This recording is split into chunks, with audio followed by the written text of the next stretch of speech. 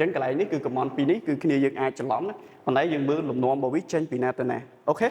សួស្តីបងប្អូនគិបាក់ដុបវិញណាប្រយ័ត្នអត់តន់ចេះមើលយ៉ាងក្រាបនេះព្រោះបាក់ដុបភាសាចិនណាអូខេនេះគឺជាយ៉ាងក្រាបនៃអត្តគុំពេវេហើយយើងមើលຂະຫນាតខាងលើពេຂະຫນាតវិញគិតជាសម្ពាធចំពោះមៀតរបស់យើងគិតជាម៉ែត្រគីបអូខេនៅក្នុងចំណុចនេះលោកគ្រាន់តែយើងចេះមើលពីក្រាបតាមលំនាំនីមួយៗដើម្បីទាញរកកំមន់នៅក្នុងរូបមន្តរបស់វាទេដើម្បីងាយស្រួលជាគន្លឹះសម្រាប់បងប្អូនយកទៅសម្រាប់ការប្រឡងថ្ងៃខាងមុខអូខេអញ្ចឹងនៅក្នុងករណីនេះមាន4ចំណុចគឺលោកចង់បានកំមន់ AB BC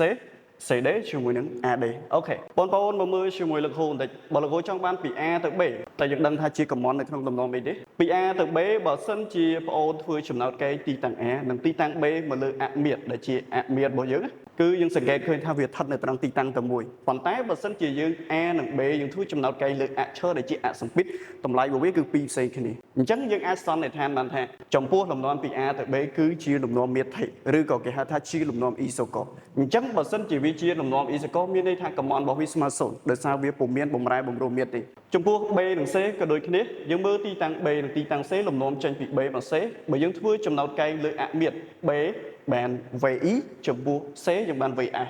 ប៉ុន្តែបើយើងធ្វើចំណោទកែលើអសម្ពាធគឺទីតាំង B និងទីតាំង C យើងបានសម្ពាធតែមួយអញ្ចឹងនៅក្នុងលំនាំនេះគេហៅថាលំនាំសម្ពាធថេដោយសារចំណោទកែរវាង B និង C គឺវាស្ថិតត្រង់ទីតាំងតែមួយឬក៏គេហៅវាថាជាលំនាំ isoba អូខេបើសិនជាវាស្ថិតនៅក្នុងលំនាំ isoba យើងទាញបានកំមន់របស់វាគឺ P នេះ S ស្មើ V ស្រេចដក V ដើមអញ្ចឹងកំមន់ចេញពី B មក C អញ្ចឹងយើងអាចទៅសេបានថា VS ដកជាមួយនឹង V ដកនឹង VE ចំពោះកំមន់ស្ថិតពី C និង D ក៏ដូចគ្នាទីតាំង C នេះវាចេញពី C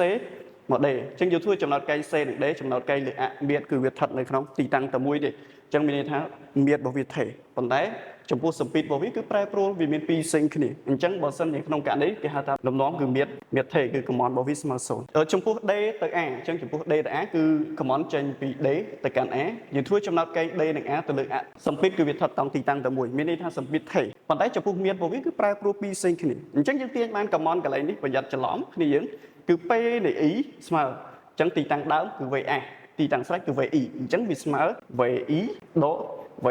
VS វិញអញ្ចឹងកន្លែងនេះគឺកំមន់ពីរនេះគឺគ្នាយើងអាចច្រឡំណាប៉ុន្តែយើងមើលលំនាំរបស់វាចេញពីណាទៅណាអូខេអញ្ចឹងអ្វីដែលគូចែករំលែកជាកលឹះសម្រាប់ពួកយើងគឺមានតែប៉ុណ្ណេះទេសូមអរគុណ